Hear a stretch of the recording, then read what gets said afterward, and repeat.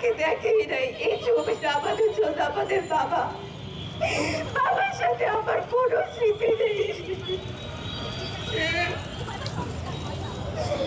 আমি শুধু আমার বাবাকে ফিরত চাই। আমার বাবা বুঝতে পারতেছে না আমার বাবাকে পায়ে গাঁটা মেরে হাতে হ্যান্ডকাপ করে নিয়ে আসছে কেন। আমার বাবা তো চোর ছিল না, আমার বাবা তো ডাকাত ছিল না, আমার বাবা তো পালায় যেত না। একটা সন্তানের জন্য বাবাকে নিজের চোখের সামনে গাঁটা মেরে অবস্থা দেখা, এটা একটা সন্তানের জন্য কতটা খারাপ এটা সবাই বুঝবে না, একটা সন্তানই বুঝবে। আমার বাবা দাঁড়াইতে পারতেছে না, বাংলাদেশের মানুষের মানসিকতা কোথায় জেনে আসছে। একটা মানুষ দাঁড়াইতে পারতেছে না, তাকে ডান্ডা বেরিয়ে হাতে হ্যান্ডকাপ করে নিয়ে আসছে।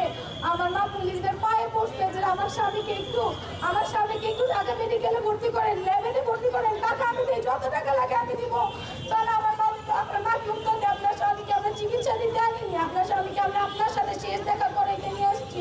তখন আমার মা বলে শেষ দেখা বলতে আপনি কি বুঝাইতেছেন, আমার স্বামী তো চিকিৎসা দরকার। তখন আমার মা তাদেরকে টাকা দেয়, তারা টাকার বিনিময়ে আমার বাবাকে ঢাকা মেডিকেলে ভর্তি করে। ঢাকা মেডিকেলের নতুন বিল্ডিং এর সামনে আমার বাবাকে বারান্দায় ফেলে রাখছে। আমার বাবা শ্বাস নিতে পারতেছে না, তার একটা অক্সিজেনের প্রয়োজন ছিল, আমার বাবাকে কোনো অক্সিজেন দেওয়া হয় নাই।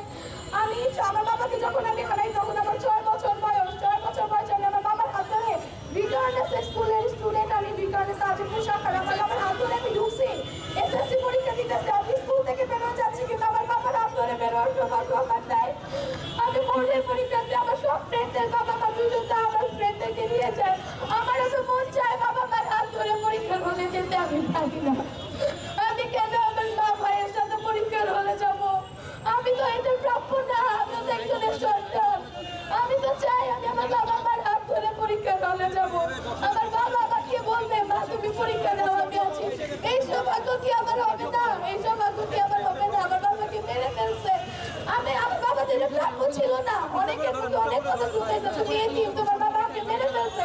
আমি তো গর্ব করি আমার বাবাকে মেরে ফেলছে। আমার বাবা একজন বিএনপি নেতা ছিল, আমার বাবা কোনো স্বৈরাচার ছিল না, আমার বাবা কোনো স্বৈরাচারই করে নাই। আমার বাবা ন্যায়ের পথে চলছে, আমার বাবা দেশের জন্য জীবন দিচ্ছে, আমি গর্ব করে বলি। আমাদের আজকের দাবিগুলো আমরা আমাদের যে আন্তর্জাতিক ক্রাইম ট্রাইব্যুনালে দিয়ে যেতে যাচ্ছি। তাদের একটা প্রতিনিধি দল এসছে আমাদের এখান থেকে, চিফ প্রসিকিউটর সাহেব কোর্টে আছেন এবং আমরা তাদের কাছে এই আমাদের দাবিগুলো জানিয়ে যাচ্ছি। এটা আমাদের প্রথম আলটিমেটাম এবং আমাদেরকে যদি অতি শীঘ্রই 7 দিনের মধ্যে কোনো রেসপন্স না করা হয়, পরবর্তীতে আমরা আরেকটা আন্দোলনের ডাক দিব এবং আশা করছি বিচারের দাবিতে আমাদেরকে একসাথে কাজ করলে আমরা এই যত ফ্যাসিস্ট রেজিমের যত খুনি অপরাধী তাদেরকে বিচারের আওতায় আনতে সক্ষম হব।